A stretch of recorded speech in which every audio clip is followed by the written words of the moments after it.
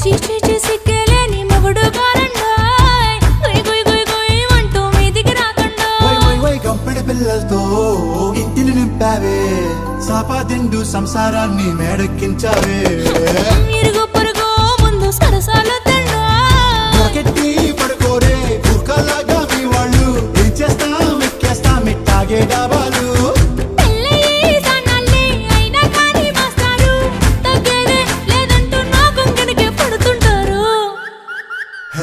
గోదారి గట్టు మీద రామసలకావే